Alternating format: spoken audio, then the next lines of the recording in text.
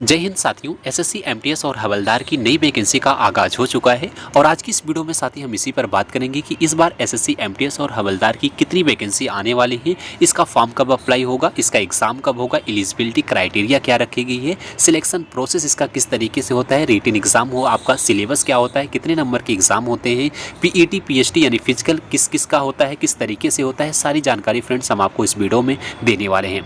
तो साथ ही अगर आप भी इस बार एसएससी एमटीएस और हवलदार का एग्जाम देना चाहते हैं तो एक बार फ्रेंड्स इस वीडियो को कंप्लीट वॉच कीजिएगा, आपके सारे डाउट हम एक ही वीडियो में क्लियर कर देंगे।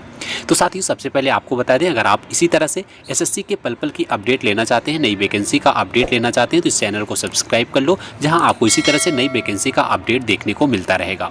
तो साथ ही सबसे पहले हम बात करते हैं कि इस बार एसएससी एमटीएस और हवलदार की कितनी वैकेंसी आपको देखने को मिलेंगी। साथ ही हम आपको दिखाएं तो लगभग साथ ही इस बार जो है आपको 5000 के लगभग आपको वैकेंसी देखने को मिले, टोटल आपका एमटीएस और हवलदार की पोस्ट मिला करके। तो 5000 से ज़्यादा ही इस बार पोस्ट आने की संभावना है। अगर वहीं हम बात करें कि इसका साथी जो है कि अप्लाई कब होगा, यानी फॉर्म कब आएगा, अप्लाई डेट कब होगा, लास्ट डेट कब होगी, तो ध्यान दीजिएगा इसका जो अप्लाई डेट होगा साथी वो आपका 7 मई से स्टार्ट होगा और 6 मई तक चलेगा। यानी 7 मई से फॉर्म फिलअप स्टार्ट होना शुरू हो जाएगा और 6 जून तक इसका फॉर्म फिलअप होगा, यानी 1 महीने तक इसका फॉर्म फिलअप होगा। जून में आपका फॉर्म फिलअप होने के बाद अब बात आती है कि इसका एग्ज़ाम कब होगा। तो साथी ध्यान दीजिएगा इसका जो एग्ज़ाम होगा वो आपका जुलाई से अगस्त महीने के बीच में कराया जाएगा। जहां तक संभावना है कि जुलाई के लास्ट वीक में आपका एग्ज़ाम कंडक्ट करा लिया जाए, वहां अगर नहीं होता है तो अगस्त के फर्स्ट वीक तक आपका एग्ज़ाम हो जाएगा। यानी इस बात ही मान के चलिएगा जुलाई से अगस्त के महीने में इसका एग्ज़ाम कंप्लीट हो जाएगा। तो बहुत ही कम टाइम है। अगर आप इसका एग्ज़ाम अभी से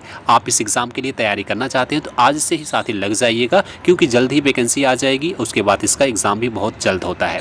उसके बाद इसका बात करते हैं फॉर्म फीस की, कितनी फॉर्म फीस होती है। तो साथी ध्यान दीजिएगा, जनरल ओबीसी ईडब्ल्यूएस कैंडिडेट के लिए फॉर्म फीस 100 रुपये होती है और एससी एसटी और ऑल फीमेल कैटेगरी की फॉर्म फीस 0 रुपये होती है। यानी ध्यान से समझिएगा, अगर आप जनरल ओबीसी ईडब्ल्यूएस के बॉयज़ हैं तो आपकी फ़ीस 100 रुपये होगी। अगर आप एससी एसटी या फिर फीमेल की ऑल कैटेगरी के हैं तो आपका फॉर्म फीस 0 होगा। तो यानी जो फीस लगती है वो लड़कों की सिर्फ लगती है जनरल ओबीसी ईडब्ल्यूएस कैटेगरी के लिए 100 रुपये, बाकी सबकी फ़ीस 0 होती है। तो इस फॉर्म को ज़रूर भरिएगा।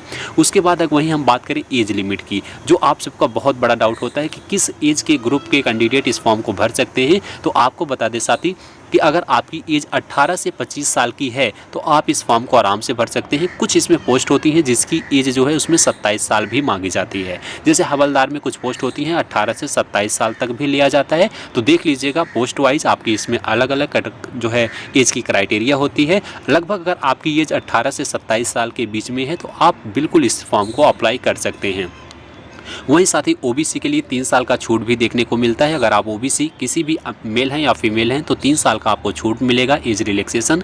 एससी एसटी के लिए 5 साल का मिलता है, यानी 18 से वहीं 28 साल हो जाता है ओबीसी के लिए। और एसटी एसटी की बात, एससी एसटी की 18 से आपका जो है 30 साल हो जाता है, 30 या 32 साल हो जाता है।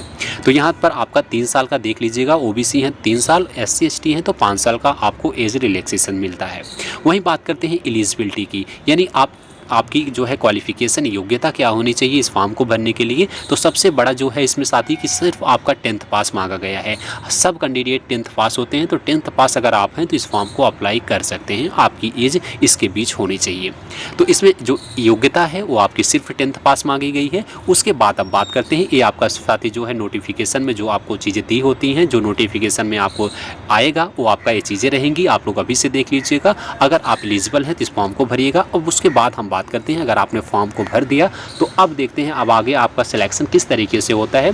तो देखिए उसके बाद जो सिलेक्शन इसका प्रोसेस होता है साथी, इसमें आपके 4 चरणों से आपको पूरा गुजरना पड़ता है। जैसे आपका पहले इसमें रिटन एग्ज़ाम होता है, सीबीटी कंप्यूटर बेस्ड टेस्ट आपका होता है, एक रिटन टेस्ट होता है। बस रिटन टेस्ट पे ही आपका सिलेक्शन होता है।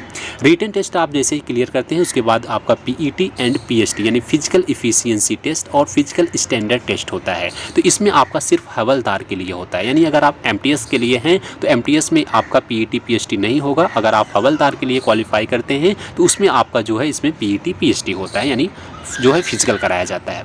उसके बाद पीईटी पीएचडी होने के बाद आपका डॉक्यूमेंट वेरिफिकेशन होता है। एमटीएस वालों का रिटन एग्जाम होने के बाद डायरेक्ट आपका डीवी होता है, यानी डॉक्यूमेंट वेरिफिकेशन कराया जाता है। उसके बाद डॉक्यूमेंट वेरिफिकेशन के बाद मेडिकल होता है, किसका? सिर्फ आपका हवलदार का। एमटीएस का तो डीवी के बाद ही प्रोसेस खत्म हो जाता है, तो मेडिकल होता है सिर्फ हवलदार के लिए। तो ध्यान दीजिएगा, अगर आप एमटीएस का फॉर्म भरते हैं तो एमटीएस में आपका सिर्फ आपका जो है रिटन एग्जाम सीबीटी क्लियर करने के बाद सिर्फ आपका डॉक्यूमेंट वेरिफिकेशन होता है। उसके बाद जो है फाइनल मेरिट लिस्ट लगती है, यानी फाइनल कट ऑफ लगती है, तो आपका फाइनल सिलेक्शन हो जाता है। हवलदार के लिए दो जो है एलिजिबिलिटी और मांगी जाती है, पीटी पीएचडी के लिए और मेडिकल के लिए। तो साथ ही आपको बता दें, जो ढेर सारे कैंडिडेट का डाउट होता है कि हम जो फॉर्म भरते हैं उसमें एमटीएस और जो है हवलदार का अलग भरा जाएगा या फिर एक ही भरा जाएगा। तो आपको बता दें, फॉर्म आपका एक ही भरा जाता है। उसमें आपको पोस्ट को चूज करना पड़ता है कि एमटीएस की आप कौन कौन सी पोस्ट को चूज कर रहे हैं और हवलदार की कौन सी पोस्ट को चूज कर रहे हैं, क्योंकि साथ ही जो एग्ज़ाम होता है आपका एक ही होता है। उसके बाद जो उसमें नंबर होते हैं, नंबर वाइज आपको पोस्ट मिलता है। अधिक नंबर आने पर आप एमटीएस की सबसे हाई पोस्ट पे सिलेक्ट होते हैं, कम नंबर आने पर आप हवलदार में जाते हैं। इसलिए आपको पोस्ट चूज करना होगा। अगर हवलदार की पोस्ट को आप नहीं चूज करते हैं तो हवलदार आप छोड़ देंगे। तो इसलिए आपको पोस्ट वाइज चूज करना होता है, तो आप पोस्ट वाइज सभी आप अपना पोस्ट चूज कर सकते हैं। मानते हैं अब आपका सिलेक्शन प्रोसेस का पता हो गया, किस तरीके से इसमें सिलेक्शन प्रोसेस होता है, एग्ज़ाम होता है। अब सबसे बड़ा डाउट आता है कि रिटन एग्ज़ाम जो आपका सीबीटी होगा उसका सिलेबस क्या होता है। तो साथ ही पढ़ने के लिए आपको चीज़ें बता देते हैं, क्या क्या तरीके से आपके इसमें किस किस सब्जेक्ट से कितने क्वेश्चन पूछे जाते हैं। ध्यान दीजिएगा, जो रिटन एग्ज़ाम यानी सीबीटी का सिलेबस है उसमें आपके 2 एग्ज़ाम का होते हैं। तो साथ ही इसमें पार्ट 1 होता है और पार्ट 2। तो ध्यान दीजिएगा, इसमें ऐसा नहीं है कि इसमें टीयर 1 टीयर 2 2 एग्ज़ाम 2 बार में होते हैं। नहीं, बिल्कुल नहीं, एक ही बार में आपको एग्जाम होता है। जो एग्जाम होगा आपको एक ही बार में लैब में जाने के बाद एक ही एग्जाम होता है। उसमें आपका सिर्फ पार्ट वाइज अलग किया जाता है। 2 सब्जेक्ट आपका एक पार्ट में रखा गया, 2 सब्जेक्ट आपका एक पार्ट में रखा गया है। तो एक ही बार में दोनों एग्जाम हो जाते हैं, लेकिन पार्ट वाइज है। इसमें पार्ट 1 जो है, साथ ही ध्यान से समझिएगा, पार्ट 1 को जो एग्जाम होता है वो आपका सिर्फ क्वालिफाइंग नेचर का होता है, यानी इस एग्जाम को सिर्फ आपको क्वालिफाई करना है। उसके बाद पार्ट 2 जो एग्जाम होगा वो आपका डायरेक्ट फाइनल मेरिट को डिसाइड करेगा। तो यही आपका जो है कट ऑफ को निर्धारित करता है। कट ऑफ यानी आपको यही सिलेक्शन दिलाता है पार्ट 2। लेकिन साथ ही ध्यान दीजिएगा, अगर आप पार्ट 1 को जो है क्लियर नहीं कर पाते हैं तो आप पार्ट 2 में नहीं जा सकते हैं। अगर आपको पार्ट 2 में जाने के लिए आपको पार्ट 1 क्लियर करना होगा। इसलिए साथ ही पार्ट 1 की सबसे पहले हम बात करते हैं किस तरीके से एग्जाम होता है। तो देखिएगा, पार्ट 1 में आपके 2 सब्जेक्ट से क्वेश्चन पूछे जाते हैं, मैथ से और रीजनिंग से। मैथ से आपके 20 क्वेश्चन पूछे जाते हैं 60 नंबर का, यानी एक क्वेश्चन आपका 3 नंबर का पूछा जाएगा। 20 क्वेश्चन पूछे जाएंगे 60 नंबर का। रीजनिंग आपके 20 क्वेश्चन आएंगे 60 मार्क्स के। तो ध्यान दीजिएगा, टोटल आपके 40 क्वेश्चन पूछे जाते हैं पार्ट 1 में। 120 नंबर का एग्जाम होता है। इसके लिए 45 मिनट का टाइम मिलता है, बिल्कुल सफिशिएंट टाइम है। 40 क्वेश्चन के लिए आपको 45 मिनट का टाइम मिल रहा है, 5 मिनट एक्स्ट्रा मिल रहा है एक क्वेश्चन को करने के लिए। तो बिल्कुल सभी कैंडिडेट इस एग्जाम को क्वालिफाई कर जाते हैं। इसमें आप जो क्राइटेरिया रखी गई है पास हो जाते हैं। तो क्राइटेरिया भी अभी हम आपको बताएंगे, कितने आपको 40 में से कितने क्वेश्चन सही करना है। पार्ट 1 आप क्लियर कर जाएंगे, बिल्कुल नाम मात्र का ये पार्ट 1 होता है। सभी कैंडिडेट इसको क्लियर कर जाते हैं, क्योंकि साथ ही इसमें निगेटिव मार्किंग भी नहीं होती है। तो आप 40 में से पूरे 40 क्वेश्चन करेंगे। अगर आप तुक्का भी लगाते हैं तब भी आपका 8-10 क्वेश्चन सही हो जाएगा और आप पास हो जाएंगे। तो आपको, जैसे हमने आपको पहले ही बता दिया, यह ओनली क्वालिफाइंग नेचर का एग्जाम होता है। वहीं बात करते हैं साथ ही पार्ट 1 में, अगर आप जनरल कैटेगरी के हैं तो आपको सिर्फ 30% अंक लाना होगा। 30% का मतलब समझिएगा, जैसे 40 क्वेश्चन आपके एग्जाम में आ रहे हैं, 40 का 30% करेंगे तो सिर्फ 12 क्वेश्चन आएगा। यानी अगर आप जनरल कैटेगरी के हैं तो सिर्फ आपको 40 क्वेश्चन में से 12 क्वेश्चन सही कर देते हैं तो आप इस एग्जाम में क्वालिफाई हो जाएंगे। ओबीसी ईडब्ल्यूएस के लिए जो क्राइटेरिया है वो 25% का है, यानी 25% आप सिर्फ सही करते हैं तो आप इस एग्जाम में क्वालिफाई कर जाएंगे। सिर्फ 25% का मतलब 40 क्वेश्चन में सिर्फ 10 क्वेश्चन सही कर दो, इस पार्ट 1 में आप क्वालिफाई हो जाओगे।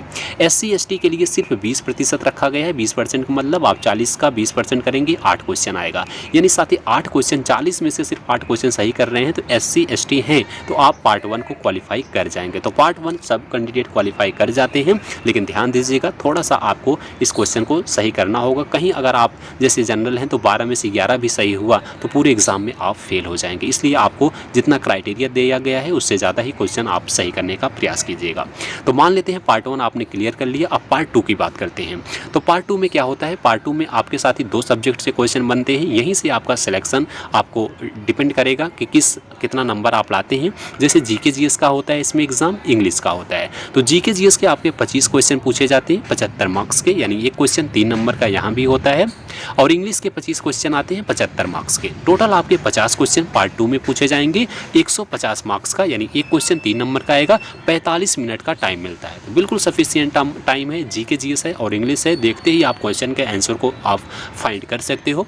50 क्वेश्चन पूछे जाएंगे, आपका 150 नंबर का एग्जाम होगा, 45 मिनट का टाइम मिलेगा 50 क्वेश्चन के लिए। साथ ही इसमें आपका नेगेटिव मार्किंग भी होता है, क्योंकि आपको पहले ही बताया ये आपका जो है कट ऑफ को निर्धारित करता है, यही आपको सिलेक्शन दिलाएगा, तो इसमें निगेटिव मार्किंग रखी जाती है। निगेटिव मार्किंग कितनी है? 1/3, यानी 1/3 निगेटिव है। अगर आप साथी 3 क्वेश्चन को गलत करते हैं तो आपका एक क्वेश्चन जो सही होगा वो गलत हो जाएगा। यानी साथी पूरा आपको बता दें, अगर आप एक क्वेश्चन को गलत करते हैं तो सीधा आपका 1 नंबर काट लिया जाएगा। सीधा आपको एक क्वेश्चन सही करेंगे तो 3 नंबर जहां मिल रहे हैं, एक क्वेश्चन गलत करने पर एक आपका इसमें निगेटिव हो जाएगा।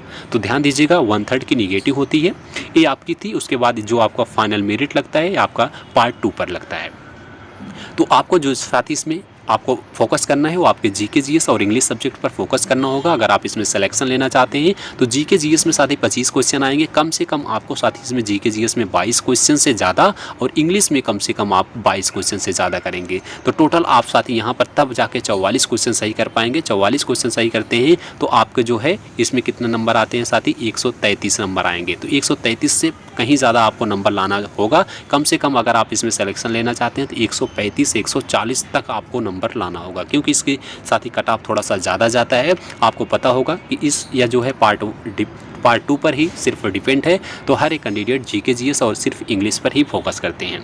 तो ये था साथी आपका रिटन एग्ज़ाम का सिलेबस। आई होप आपको रिटन एग्ज़ाम का सिलेबस आसानी से सारी चीज़ें समझ में आ गई होंगी। अगर इससे रिलेटेड कुछ आपका डाउट बचता है तो आप लोग कमेंट बॉक्स में अपना डाउट लिखिएगा, बिल्कुल हम आपके डाउट को क्लियर करने का प्रयास करते हैं। अब हम बात करते हैं साथी इसके बाद पीईटी एंड पीएसटी की। यानी साथी अगर आप हवलदार के लिए क्वालिफाई होते हैं तो हवलदार के लिए जो पीईटी पीएसटी होता है वो किस तरीके से होता है, ध्यान दीजिएगा। इसमें मेल और फीमेल का अलग अलग होता है, क्योंकि साथी जो इसमें वॉकिंग कराई जाती है, आपको बता दें नाम मात्र का पीईटी पीएसटी होता है। हर एक कैंडिडेट क्वालिफाई हो जाते हैं अगर उनकी हाइट जो है इसमें हाइट में एलिजिबल है।